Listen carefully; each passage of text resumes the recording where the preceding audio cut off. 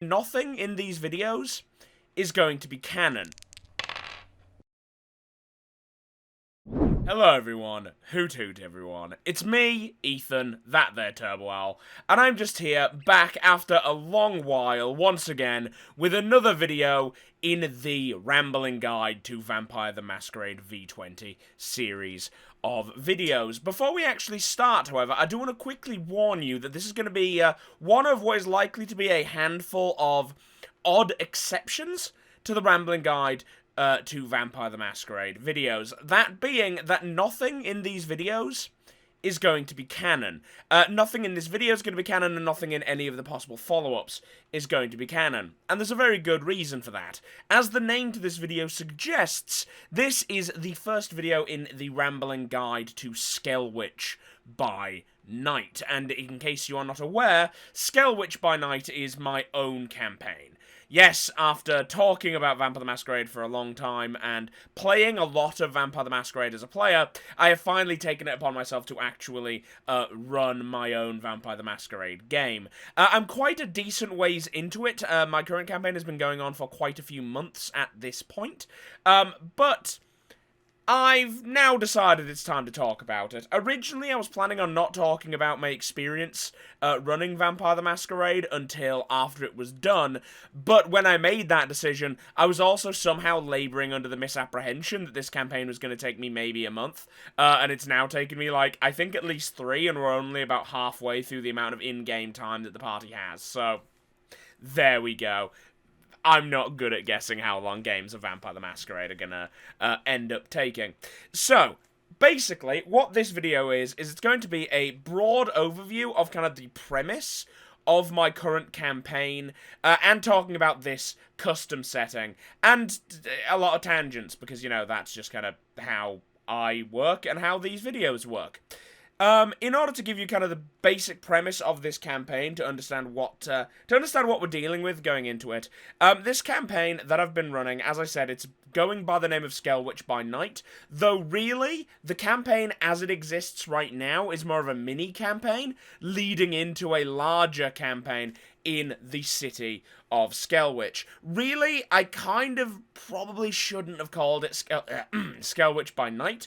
I probably should have called it The Seasoning of Skelwich, because rather than giving the players the full run of this entire fictional city by the name of Skelwich, I locked them into one very specific district, effectively to give me greater control over what the party was doing, and also to limit their options a bit more, to make sure that they're a bit more directed, so as to not overwhelm the party, because with one exception, the players in my game do not, or at least they didn't when they started, know much about Vampire the Masquerade. They knew it was a tabletop RPG about vampires, but that's more or less where their knowledge began and ended. So, yeah. It's kind of a limited thing. This also means that while I'm going to be talking about the city of Skelwich, and that's going to be the majority of this video, the city of Skelwich is really going to just be one district of the city of Skelwich, as well as a broad overview of the city. I will also just quickly tell you what the premise of the campaign is, because it is a bit peculiar. Effectively, the premise of this campaign is that the city of Skelwich, which is a relatively recent city, all things considered, has a vampire population problem. Not in the way that most cities have a vampire population problem, which is to say that there are anarchs and Sabbat members siring, so there's too many vampires. There are not enough vampires. Skelwich has only existed since the 50s, and the vampires in general have only really had any kind of consistent presence in the city since the, 70s. So there's not really that many vampires in the city. And in order to see off their enemies, the Camarilla, who currently control the city, are effectively almost mass siring.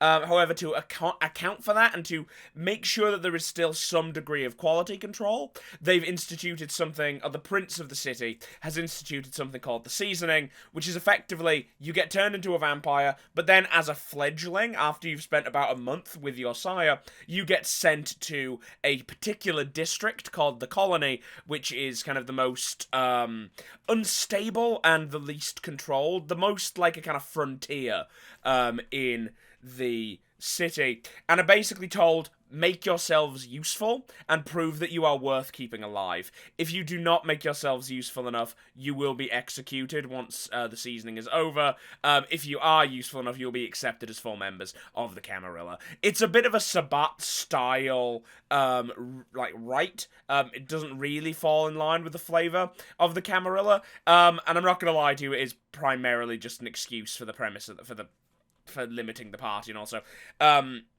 running the game in such a way that it is much more as directed, and so they have a lot more specific quests than most vampire campaigns would typically have. But that's the premise. That's the essential premise. I'm not going to be talking too much about the player characters in my current campaign. I may make videos about them later, but I know for a fact that at least one member of the campaign, one member of the party, is probably going to end up watching these videos, because he's expressed an interest in watching them. So I don't want to go into any detail about the players or my thought process when dealing with their backstories or anything like that, because I have gone out of my way to try to incorporate the ideas they had. There's several NPCs that exist in Skelwich that only exist because of these player characters, and I wouldn't have made otherwise. But I don't want to go into too much detail in case it accidentally spoils something for one of the players, either about their own, what I've got planned for their background, for their plot, or accidentally letting them find out something about another party member that they shouldn't know about. So there we go. Okay, so as I said, this is going to be rambling, more rambling than most, because I'm effectively just trying to go purely off memory. I don't even have a list of notes off to this side. If I look off to this side, all I'm doing is making eye contact with Joker from Persona 5. It's really not. It's not going to help. And there's no screen over here. This is just when I look away, I just make eye contact with, I think that's Javier Bardem on the spine of No Country for Old Men, the DVD there. But, yeah, so with the premise out of the way, I guess the smartest place to start would be by discussing, I don't know. I guess I'll tell you about the city of Skelwich. I could talk about kind of my philosophy when it came to creating Skelwich, but I'm talking quite broadly about introducing you to Skelwich-By-Night as a setting and as a campaign. So we'll start by discussing the city of Skelwich. Despite the very English name, the city of Skelwich is in America, and the campaign does indeed take place in the United States. The city of Skelwich is or at least it was originally a colonial town from the colonial era of America, located on the coast of Massachusetts in, I believe it's Essex County, but it's at the kind of the south end of Essex County. It's just a little north of Boston. And up until the 1950s, Skelwich was, as I say, a small fishing village, small fishing town, but it was at some point around the 1950s, a wealthy industrialist by the name of Arthur Trelawney took it upon himself to try to essentially put his hometown on the map, as it were. And he invested massive amounts of money into kind of forcibly converting this otherwise unremarkable fishing village into not one of America's major cities, but certainly into a city. It can't really compete with even Boston, but it is, it went from nothing to a city, which, nothing to sneeze at. And that has resulted in, because of just how recent this was and just how much of this infrastructure was created by money donated by essentially one man and his company.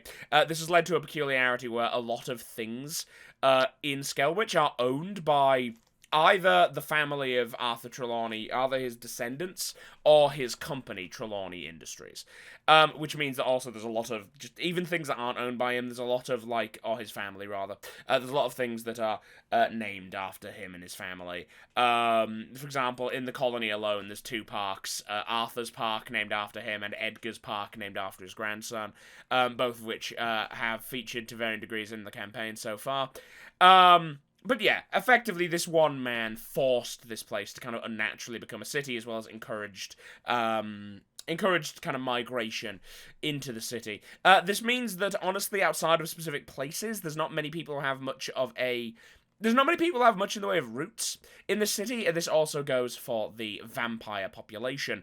Because the city itself is so recent, there obviously wasn't much in the way of vampiric activity in the area prior to the existence of Skelwich as a city.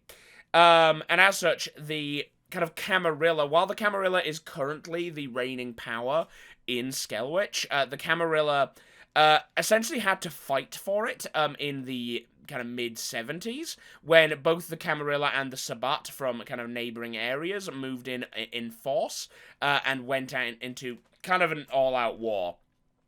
In the streets of Skelwich, trying to claim the city. It was a bloody conflict, but ultimately it was claimed by the Camarilla under the leadership of a peculiar figure by the name of Prince Michael Armistice, an Englishman who claimed the city in the name of the Camarilla. The city is split up into a number of districts, almost none of which have any detail about them yet, because they've just not come up.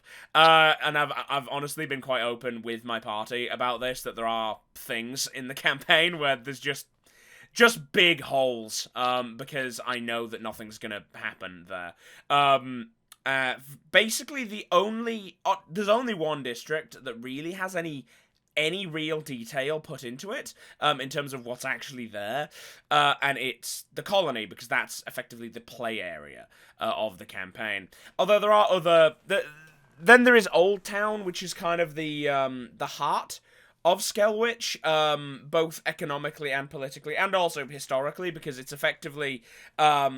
this kind of dense urban area that was built up around the original settlement. So you have these kind of quaint little old colonial houses next to, like, big office complexes. It's kind of an odd-looking part of the city. But that's what happens when you kind of aggressively force a town to become a city out of nowhere overnight.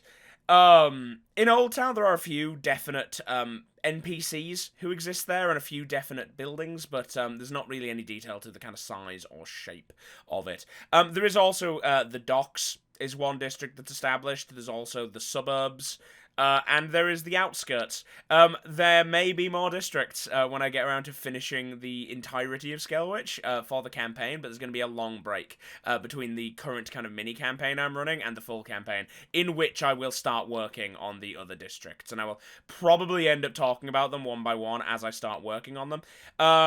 Honestly, because that would be... it would be a good resource to just also have a video I could point to be like, this is the general knowledge, for my party, like, this is the general knowledge you would have of this area. Because I'm obviously not going to be going too far into kind of secrets, about these things.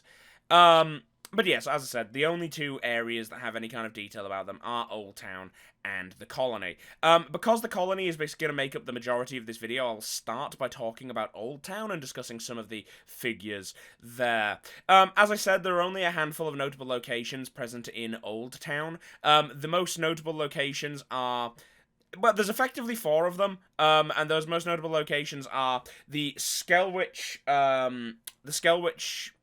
I can't remember what the hell it was called. It's the Skelwich Library, essentially. It's a large building in Old Town, which houses not only a large and quite impressive library, but it also secretly hides the chantry, or the primary chantry within Skelwich. There are other smaller chantries kind of hidden in the different districts of Skelwich, but the party hasn't discovered any of them, even though we have a Tremere in the party, so I won't mention, because I do know where at least one of them is. It's in the colony, surprise, surprise.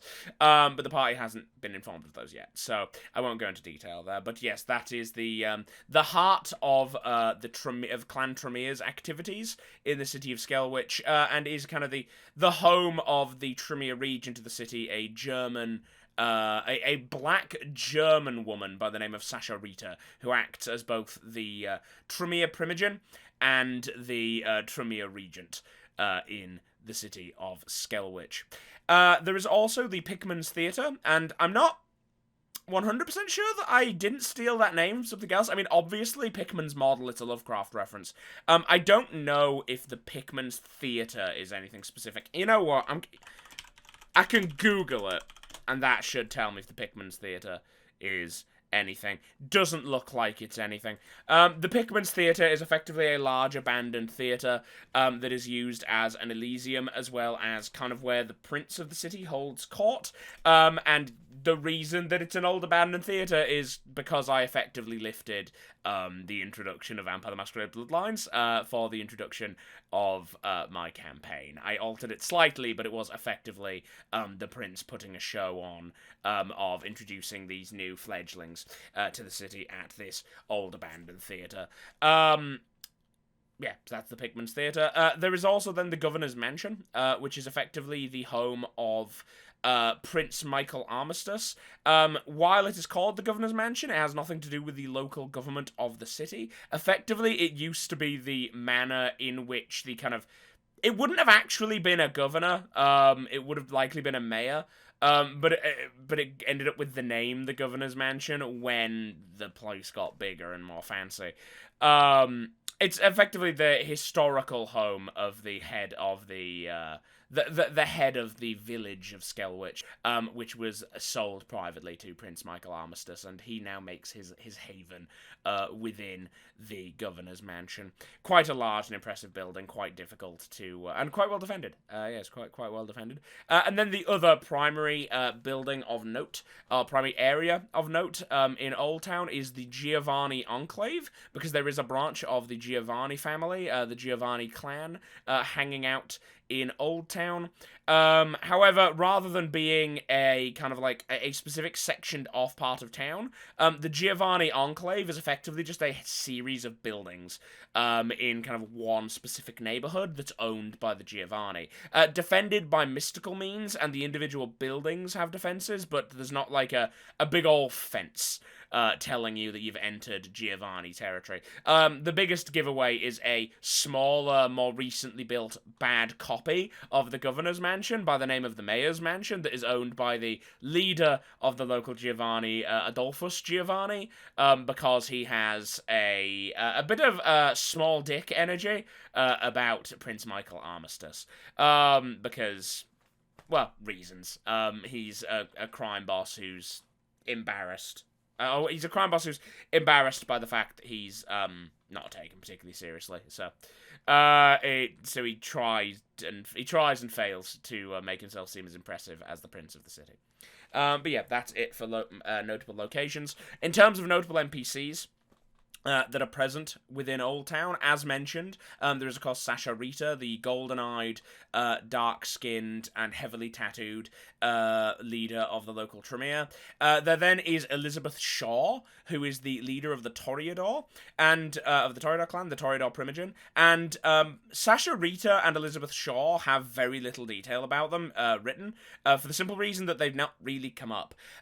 While we do have a Tremere in my current party, he hasn't really had much reason to interact with Sasha Rita, so I haven't had much reason to do anything with her. Most of his interactions have been through two specific NPCs in the Tremere clan. His two, although one of them he doesn't realise how often he's going to be interacting with him yet, so this might be a bit of a spoiler for him, but one of them is his own sire, Damien St. Clair, which is actually one of my old player characters. I do this sometimes where I just reuse old player characters and put them as NPCs in situations because it's easier than writing a whole new character. This is going to come up in a little bit. And Damien St. Clair is just kind of an elitist prick, who is also not particularly good at thaumaturgy and is very insecure about it, and does not like people talking about it. But because Damien St. Clair has been his primary point of contact, Sasha Rita doesn't have much going on with her at the moment in terms of at least a plot. There are some unusual things going on with her. For example, she for some reason has glowing golden eyes, which at the moment the party has had no opportunity to investigate why that could be. The problem there being, of course, that it could also just be a peculiarity of how she was turned. A lot of odd things like that, odd merits and flaws, just seem to happen with no discernible explanation behind them. Just sometimes magical accidents happen. And another thing is that she is fairly consistently flanked by gargoyles, which, given how recent the city is a bit of a peculiarity, given that the creation of gargoyles has been outlawed for quite some time. So the fact that someone in Skelwich seems to have a retinue of gargoyles is somewhat peculiar. And Elizabeth Shaw, despite being the Toreador Primogen, she appeared once in the campaign, and I've done nothing with her. The most interesting thing about her is that I accidentally named her after the main character of Prometheus. That's it. Again, because honestly, there's another much more notable Toreador who has many more reasons to be appearing. So beyond rough description and personality, didn't really come up with much for her. Beyond those two, there is then, of course, the aforementioned Prince Michael Armistice, who you would be forgiven for assuming he is a Ventru. The clan he is deliberately vague. I will discuss him in somewhat more detail in another video when I am more at liberty to discuss that in the campaign, but he is a deliberately mysterious figure. It is assumed that he is a Ventru because he, for lack of a better term, seems like one. But honestly, most princes, if you don't know any better, you would probably just assume they're Ventru because the role kind of requires you to behave like one. He is a tall gentleman with kind of grey skin, piercing kind of icy blue eyes, and dark hair, very carefully maintained, who is always seen wearing a kind of black suit with a blue tie, which actually is kind of a peculiar uniform that him and his employees, the various kind of ghouls and vampires who work directly for him, all seem to have to dress like the prince. Whether or not this is a odd compulsion he has, or if it's just like a uniform thing so that his servants can be immediately identified, is up for debate. He is best described as a very thin mask of civility, placed over someone who is incredibly willing to do massive amounts of violence. He is what I've described as a war prince, because he did not gain his position through politicking and diplomacy in a peaceful city, where most of the activity is essentially duplicity. He gained his power through winning a war against the Sabbat and being the most... essentially, he won his title through being something of a warlord. And as such, while he attempts to put on the airs of authority and, like, the kind of politician vibe you get, I kind of describe the way that, at least when he's behaving well, I describe him as what Sebastian Lacroix thought, like how Sebastian Lacroix thought he came across, is how Michael Armistice comes across most of the time. However, it is very apparent that the line between him smiling and shaking your hand and asking you to do him a favor, and him beating the shit out of you and, like, strapping you in, like, and leaving you out to burn in the sun, is a very thin line, and it doesn't take much for him to slide directly into violence. And kind of a backup to that is another notable NPC who is constantly around the prince, and that is the sheriff. I took some cues from the Vampire the Masquerade Bloodline sheriff for this character, because much like the VTMB sheriff, the sheriff of Skelwich is a nameless, monstrous figure, but rather than being a Nagaloper like the sheriff of VTMB, this sheriff is a Nosferatu. However, this Nosferatu is over 7 feet tall, it constantly has massive claws jutting out of his fingers, and never speaks. He is also, notably, his most notable discipline is that he has a casual ability to use quite high-level obtenetration. And if you do not know what obtenetration is the La Sombra discipline, and not something that a Nosferatu should necessarily have. Once again, I feel honestly more than details about the prince, details about the sheriff is something that will likely be something that is intended to be discovered by people who play my campaign as they go through, because there are means to find out what happened, like what's going on with the sheriff, so I won't go into too much detail.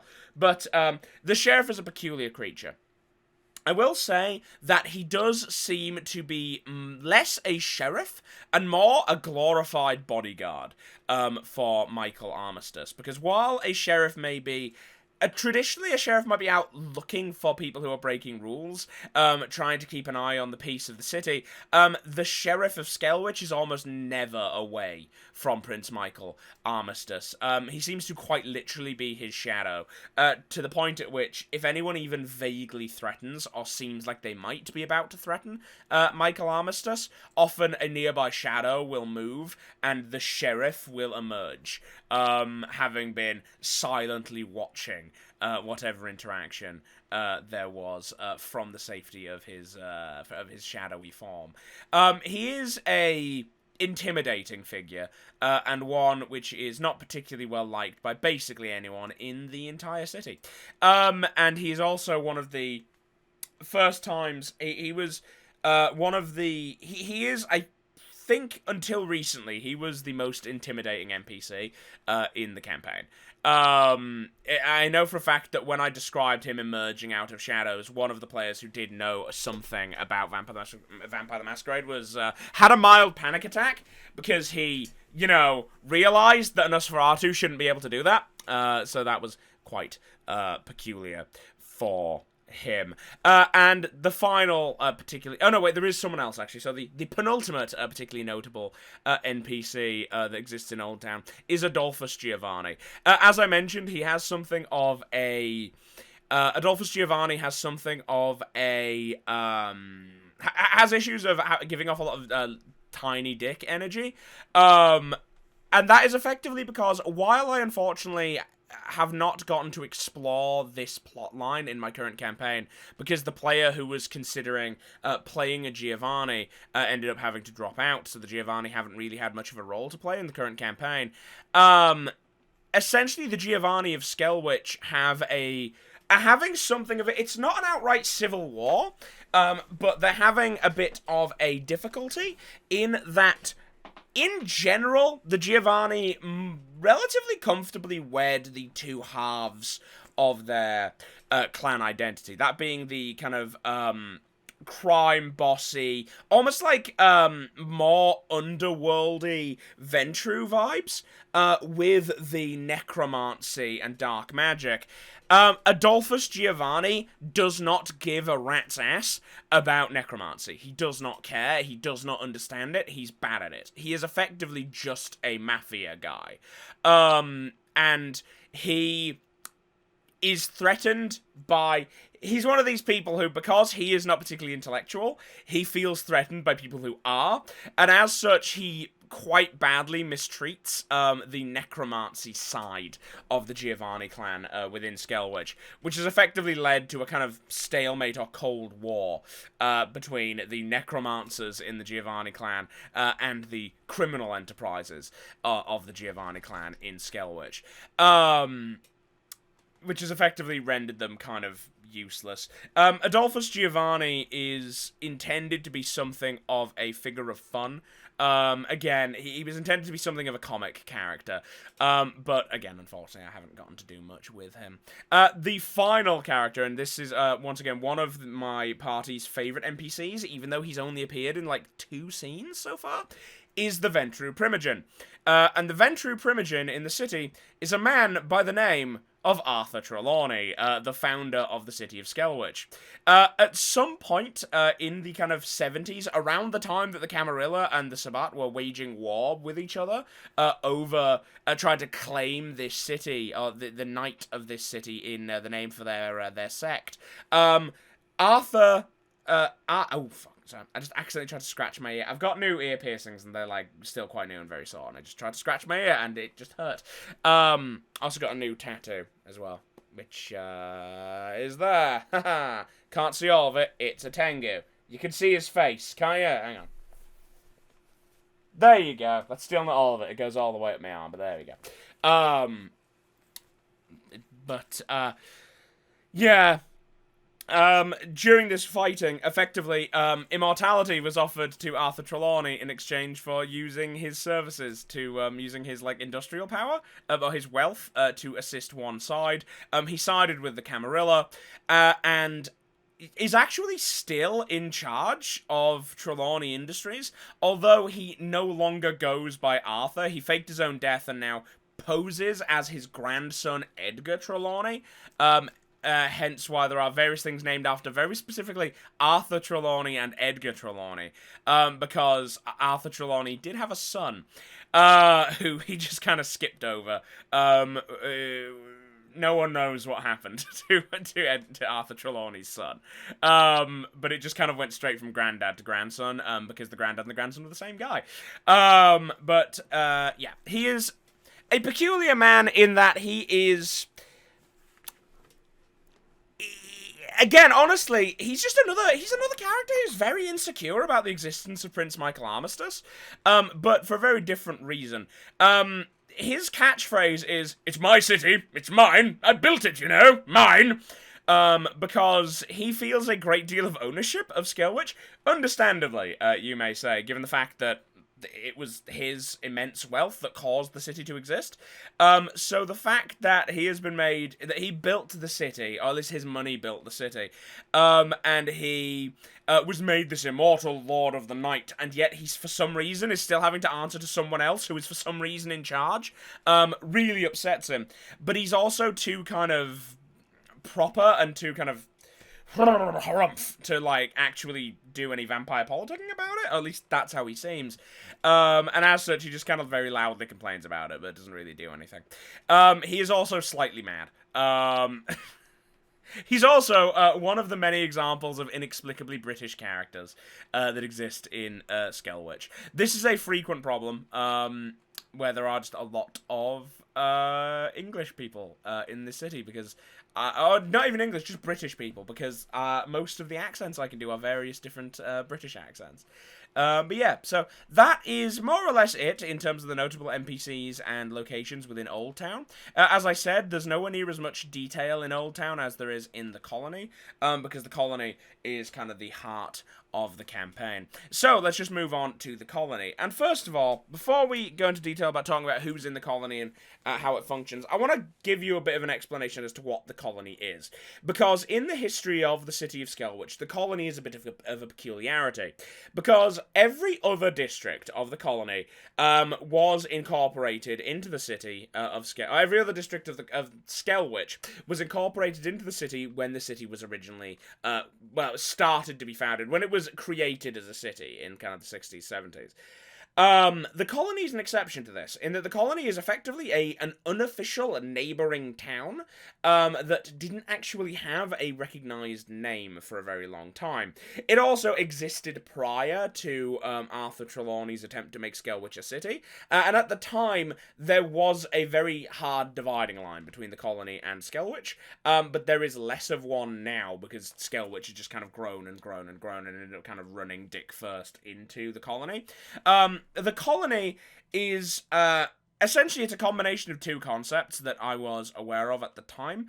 One is I was watching a film called Savage Land, which is an interesting kind of zombie found footage kind of mockumentary thing. It's very interesting, has some very interesting visuals. I recommend it if you like horror films.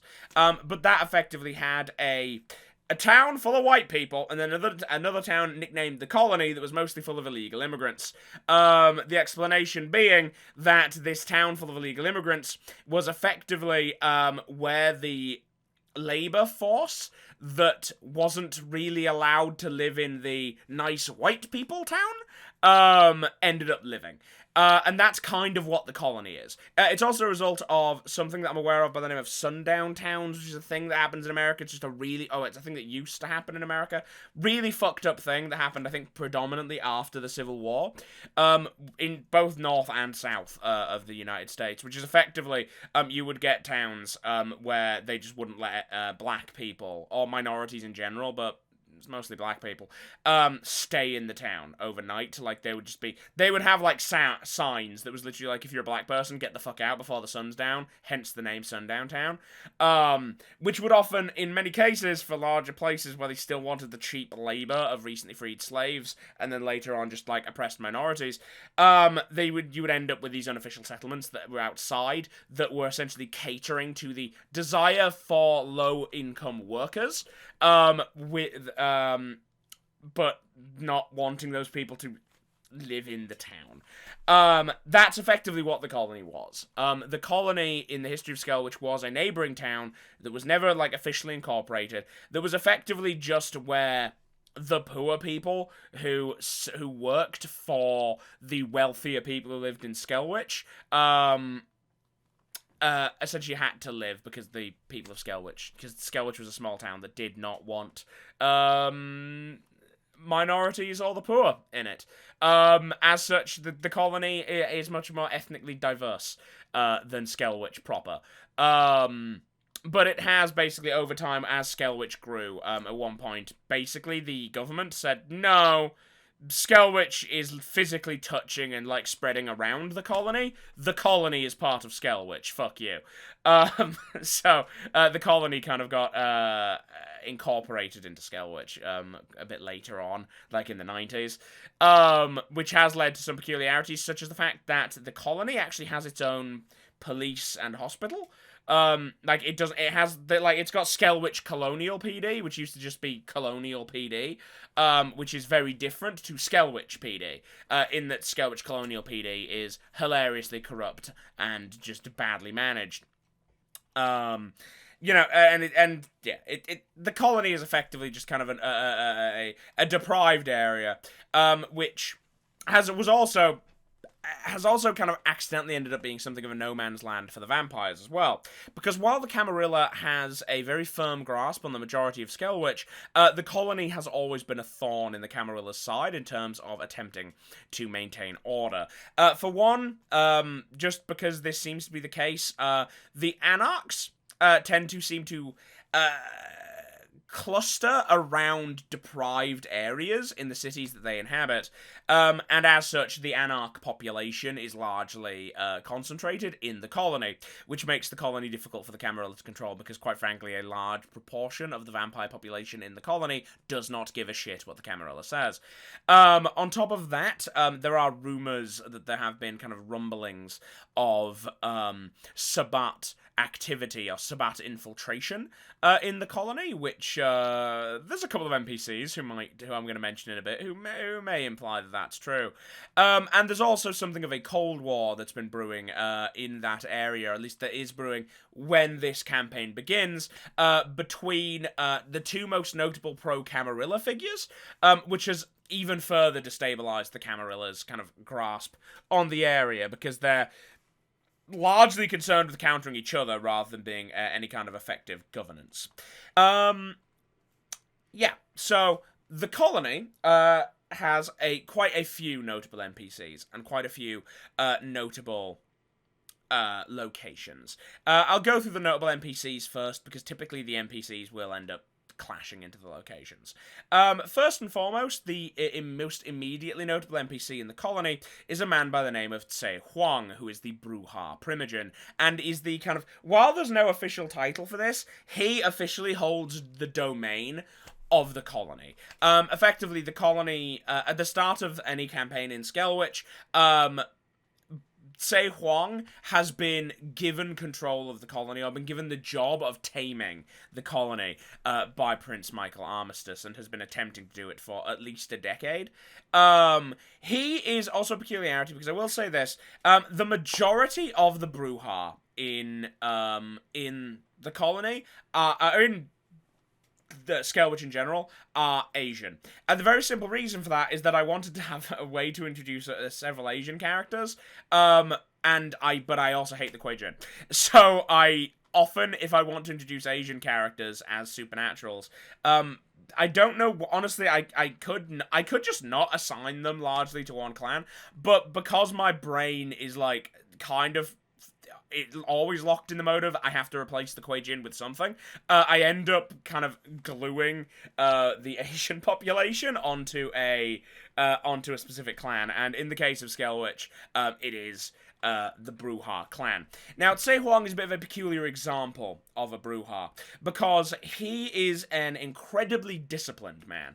At least he tries to be, but he is obviously constantly assailed by the intense rage, the intense passion that a lot of Bruja feel because of their clan weakness.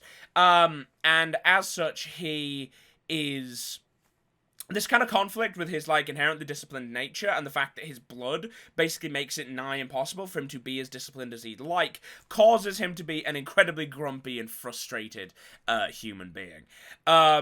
As such, he kind of channels that disgruntlement outward and has something of a reputation for being a tyrant, which again does not help with the Camarilla maintaining any degree of control, because they have essentially put a tyrant who hates his own clan in charge of managing the Anarchs, who are largely made up of gangrels and Bruja, which has led to this very authoritarian kind of streak in Se Huang, in that he doesn't really attempt to negotiate or find any kind of peaceful arrangements with the Anarchs. He tries to essentially beat them into submission, which does not work. Which is one of the reasons why he ends up in a situation where he can be challenged by another member of the Camarilla, because he's just bad at his job. He is a physical threat. He operates out of Dragon Finance. Essentially, he uses this vaguely legal, but everyone kind of gets that it's a cover for him just being an illegal loan shark business, as a cover for his supernatural behavior. Effectively, he runs a kind of criminal syndicate in which the highest up lieutenants are all vampires, are all kind of his children, or at least, like, are all Bruja that have sworn themselves to him, the most notable being one of his... I can't remember if it was his child or, like, his grandchild, but a fellow by the name of Lu Fong, who is effectively an assassin, who works on his payroll. One of the 3 assassin characters that are all just kind of wandering around in the colony, because it's a very violent part of town. Yeah, Se Huang is... Yeah, he's an angry man who's having a very bad time. And as I mentioned, he's in a bit of a cold war with another figure who I'm about to talk about right now, who's a figure I've talked about before, Mastiff, my old player character from quite some time ago, the Malkavian Mastiff. Who, by the way, I'm going to just, I'll lean to this side, and then hopefully there should be art here. Because I got Art of Mastiff done. It took me ages to do it, but I finally commissioned someone to do Art of Mastiff. I think it turned out very well.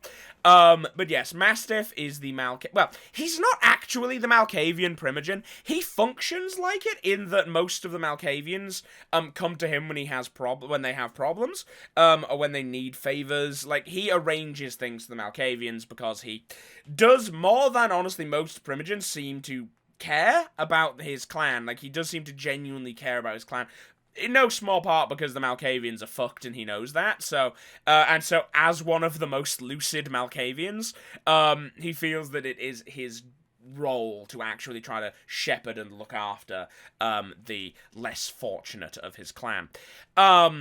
He runs the Skull and Bones Club and holds the official title of a Harpy of the City, effectively disseminating news, gossip, and keeping track of who owes who favors on behalf of the prince. There are several Harpies in the city. He is effectively the Harpy of the colony. This is honestly, at least partially, because he is on much better terms with the Anarchs than Se Huang is, and also because the prince kind of knows that if the Anarchs had to...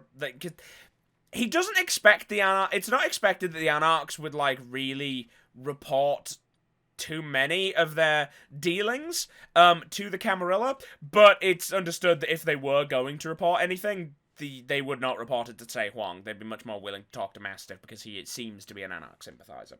Mastiff is also, as I mentioned, in kind of a cold war with Se Huang, for the simple reason that Mastiff, being an Anarch sympathizer, if not an actual Anarch himself, doesn't care for the fact that Se Huang... He thinks Se Huang's an idiot, and he doesn't care for the fact that he's a tyrant. Mastiff is not a fan of tyrants, despite some of the things that he has done in the campaign so far. He locked one of the party in what we call the fun room, in his nightclub, which is a large, like, sub-basement that was just full of kindling, and they chained him to a wall and made the party member suffer from rot Shrek for 24 straight hours. It was a very bad time to be that party member. He deserved it, though. But, yeah, also, it should be worth noting that NPC Mastiff has got a much more of an edge to him than old player character Mastiff. It's kind of a more cynical version of Mastiff. He also has a large kind of bruiser brute by the name of Runt, who is his child, who is just kind of because Mastiff is a talker, he has this large Malkavian who acts as his kind of his backup, his bodyguard. His primary purpose in the campaign is to be a friendly face, to kind of help explain to new characters the situation in the city, and even possibly introduce them to the details of being a vampire and how to operate within the Camarilla, as well as being one of the two options in the conflict between Tsai Huang and Mastiff. Whether or not the party knows it, my plan, because I've kept a lot of kind of raw notes of this, so even after the campaign I've played currently, I could run other people through Skelwich-By-Night's seasoning kind of mini-campaign. Even if they don't actively side with one of the two, depending on which one they do more jobs for, will basically always tip the balance to either Mastiff or Tsai Huang. Theoretically, a party could completely ignore the two, but that would be kind of hard. And I'm not sure what would actually happen. I haven't worked out what would happen if I had a party that just completely ignored the conflict between Mastiff and Tsai Huang, but there you go. Mastiff operates out of the Skull and Bones Club, a large nightclub on kind of the main road that runs through kind of the heart of the colony. And yeah, that's more or less it. He's just there as an opponent to Tsai Huang, and also as kind of a primary quest giver and kind of information dispenser for the party. He was very prevalent in the early stages of the campaign I've been running recently, but he has become less prevalent, largely because the one member of the party who had a direct connection to him fucked up several times and managed to piss Mastiff off, which led to Mastiff dropping some of his friendly persona in order to punish this person, again, 24 hours in a room full of fire, which has led to the party being a bit more careful and wary of him, which makes sense. It's also kind of, they saw beyond the joke of Mastiff, where, like, yes, Mastiff is a silly kind of fishmouth character, but he is also, a vampire of some influence, and especially a Malkavian does not get to have some degree of influence unless they're willing to do some dark shit. Because you have to do dark shit to be politically powerful at all, and it's just always harder for Malkavians to gain any kind of political power, and Mastiff is, as I said, a power player. Another notable NPC, another major NPC that, at the very least, my party has interacted with quite a lot, is Kyle. Yes. Kyle is the Nosferatu Primogen. Although the way he's written is that he doesn't appear to be that most of the time you interact with him. He is a largely unassuming Nosferatu. He's quite small. He's about 5'5". He wears a purple Hawaiian shirt, khakis, and sandals with white socks. He speaks with a a thick Australian accent, and he's very kind of friendly and casual, and unless directly asked, it will never tell anyone that he is the Nosferatu Primogen, because he relies on being seen as harmless to essentially let him get away with a lot more than he would if he was more openly attempting to inspire fear and awe in people. Kind of a direct opposite to how Prince Michael Armistice handles things. My current party went through a lot of interactions with Kyle before they got any inkling that he might be the Primogen. In fact, actually, they made jokes about how ludicrous it would be if he was the Primogen, until they eventually realized that he was the only Nosferatu they were ever, meeting, and he was seemingly the one who was directly rewarding them for everything. And then they just asked, hang on, are you the Primogen? He was like, yeah, I am, mate, yeah. So, it's, he's a fun character. He is incredibly good at Obfuscate, and he is a character who I've gone out of my way to make it clear that he has a sense of humor about himself, which often, honestly, just shows up with him being quite amused by the fact that he can just kind of appear behind people and scare them. He is also, however, a character which I've very well established because of how powerful his Obfuscate is.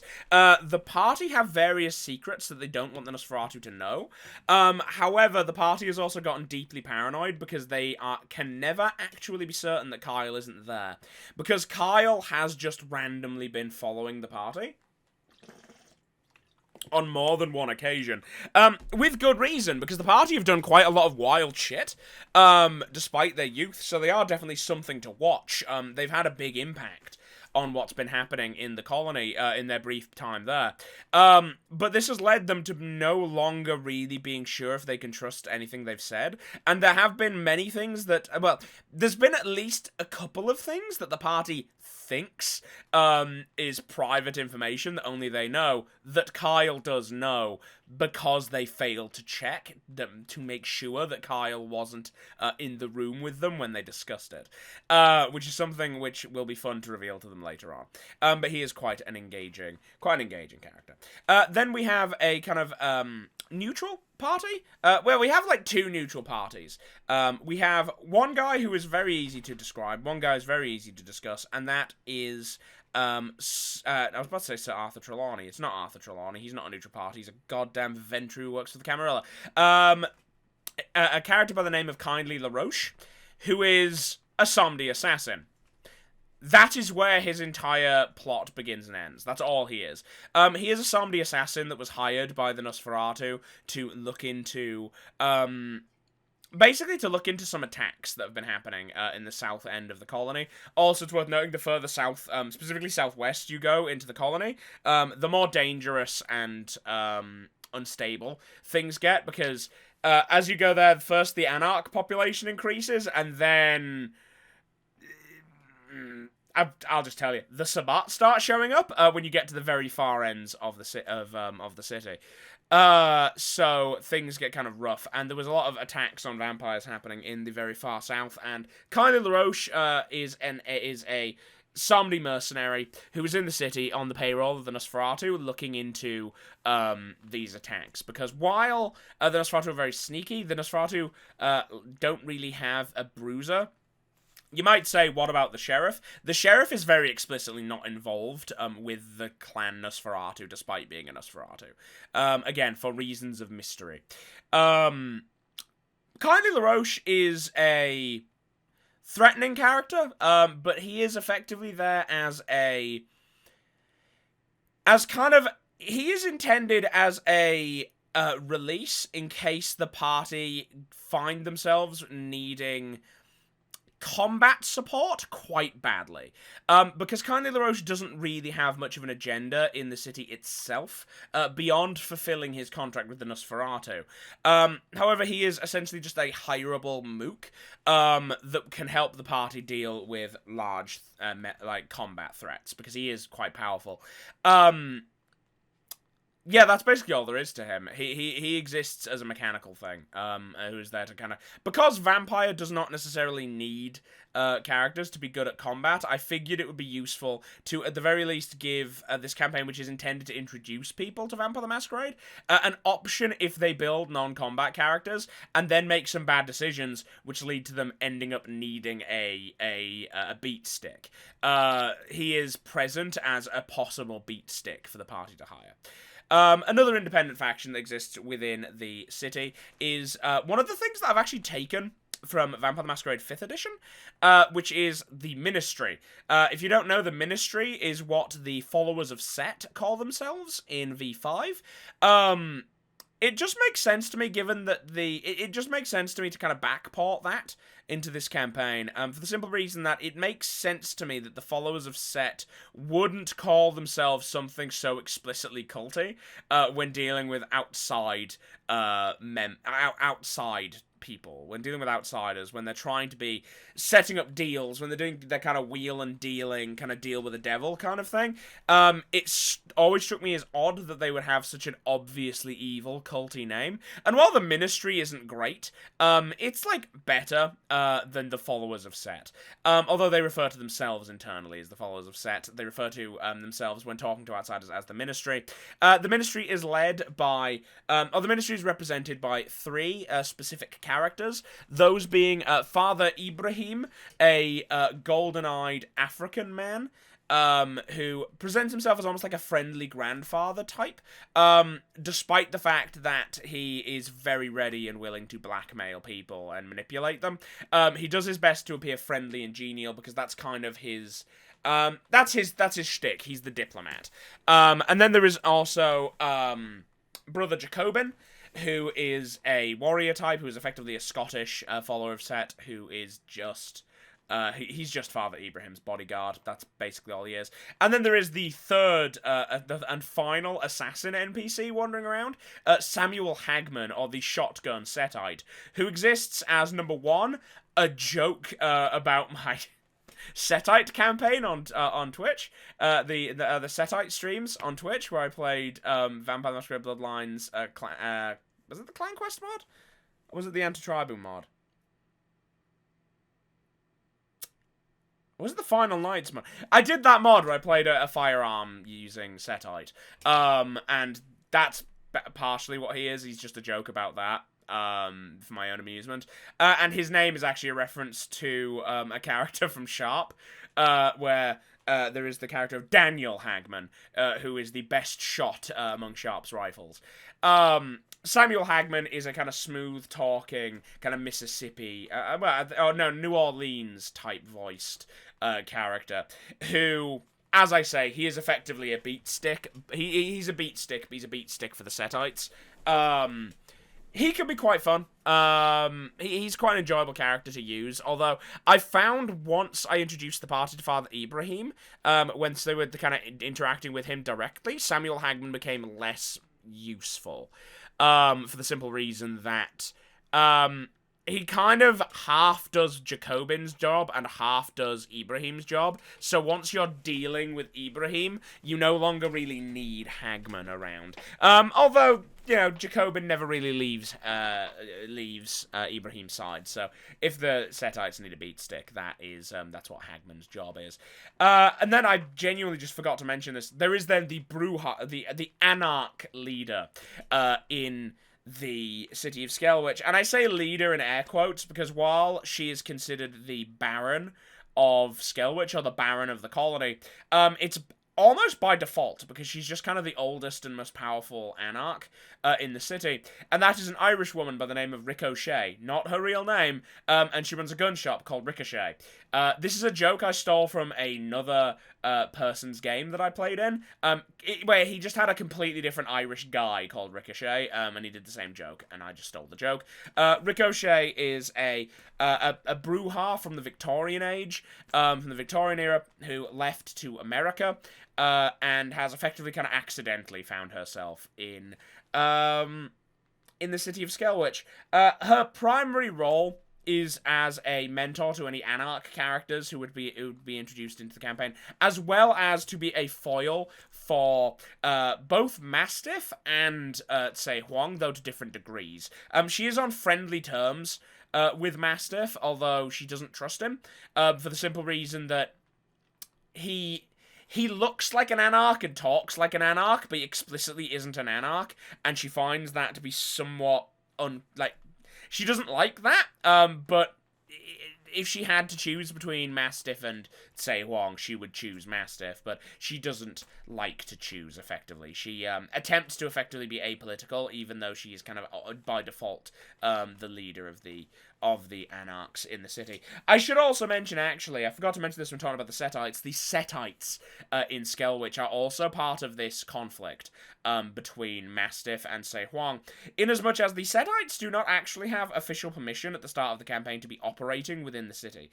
They have been petitioning the prince to gain official permission to operate within the city, while kind of quietly operating in secret within the colony, and they've effectively been loaning themselves out as mercenaries to both Mastiff and Sei Huang, in exchange for them offering support and keeping quiet about their activities, which has effectively led to them undermining both sides, although both sides in the conflict believe that the Setites are working for them.